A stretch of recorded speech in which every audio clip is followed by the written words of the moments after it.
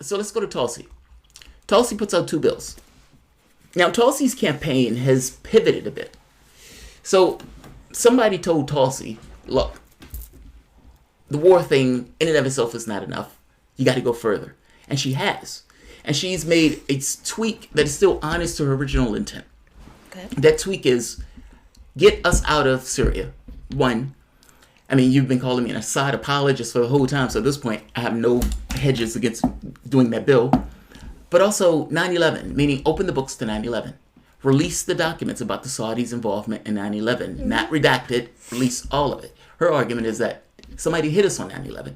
We've been in those wars for 18, 19 years as a result of that hit on 9/11. Yeah. The least the American public should have is an honest assessment of what is in those files and whether or not Saudi Arabia should remain an ally, especially if Saudi Arabia was intimately involved in hitting us on 9/11. That's her basic point. I don't know how that point is argued with. Is there a perspective that I'm missing that says that's wrong? I'm imagining that, yeah, there's going to be somebody who argues that the public shouldn't see this. The public should give their lives. I'm not familiar with that argument. But somebody's going to say it. Yeah, somebody's always got, Yeah. But I guess my point is, counter-argument.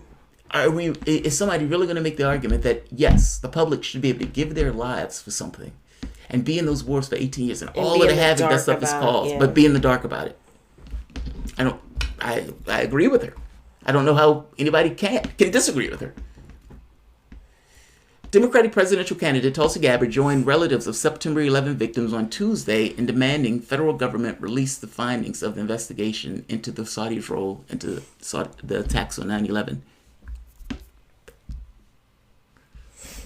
We are 18 years removed from this terrible crime and the victims of this crime, the families who are here today. The American people deserve all the evidence to fully come to light, the Hawaii congressman said in New York City. She said the victims' families want the truth and they deserve that truth. I agree. I honestly agree. She said she was seeking not a highly redacted version of the information that makes no sense, but a declassified version that actually speaks to the truth of what led to the attacks on 9/11. Gabard says she would reintroduce House Resolution 663 from 2017, which would demand the documents related to September 11 be declassified to the greatest extent possible as soon as to provide answers to family survivors and families of the victims and the people of the United States. Again, I have a hard time disagreeing with her. Yeah. She also put out a secondary bill. Now, the secondary bill had to do with pulling our troops out of Syria. Straightforward, very clear in her intentions. I mean, after all, she did the Stop Army Terrorists bill. Very clear on what it is. Tulsi Gabard introduced a resolution to the House of Representatives on October 31st titled Directing the President Pursuant to Section 5C of the War Powers Resolution to remove the United States Armed Forces from hostilities in the Syrian Arab Republic that have not been authorized by Congress. Tell me what you really feel. That's pretty much it. Tell me what you really feel. They used to get on me because I used to name my variables like really long names.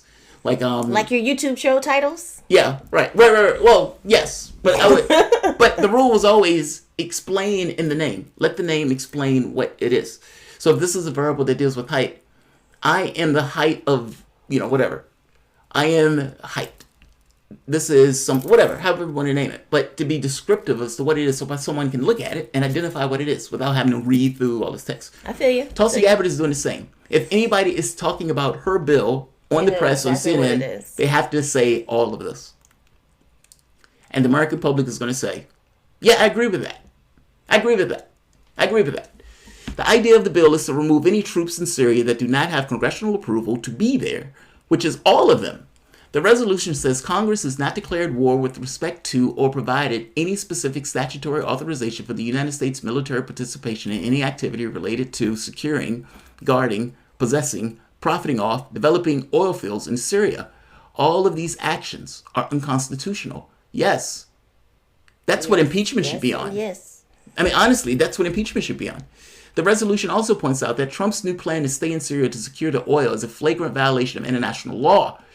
The resolution says oil, natural resources, and land in Syria belong to the Syrian people, not the United States. I said as much. And when people ask me, why do you support Gabbard being in the race even though you're a Sanders person? Right there.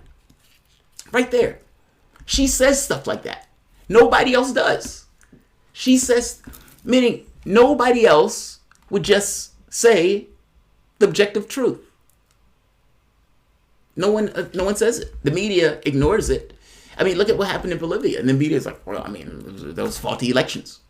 There were no faulty elections. They just go along with whatever the narrative is. Assad gasses people. Did he? Well, I mean, once, maybe. Well, what happened after he gave up all this stuff? Well, he got it from somewhere else. Okay. Did the militants, the terrorists, have access to him? Yes. Is it possible that they did it? Would they have more of a reason to do it? Meaning, if Assad has all of his property back, 90% of the territory back, what reason, what justification would he have to do it? And they said, he's a bad guy. It's the bad guy argument. It's always the bad guy argument. It's like missing the point that you killed 500,000 people in that war.